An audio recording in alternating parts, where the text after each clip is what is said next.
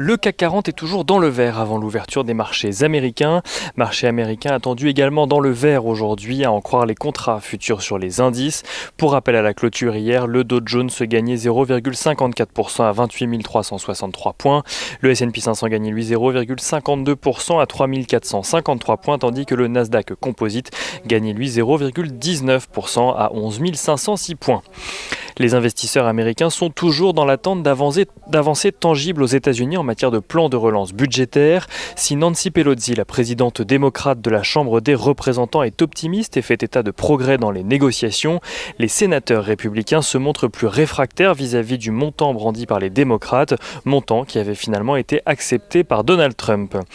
Donald Trump qui a d'ailleurs tenu hier son dernier débat télévisé avec Joe Biden avant les élections présidentielles le 3 novembre prochain. Un débat apaisé mais sans surprise pour les investisseurs qui continuent à anticiper une victoire de Joe Biden et donc des mesures soutenues de relance de l'économie dans les mois à venir.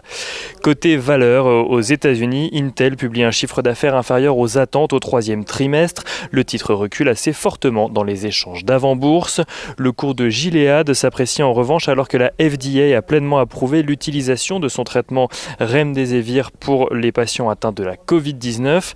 Et évoquons également une valeur chinoise dans un contexte de guerre commerciale. Huawei déclare que la croissance de ses revenus est tombée à 3,7% sur l'année au troisième trimestre. L'année dernière, à la même époque, le constructeur faisait état d'une croissance de 27%.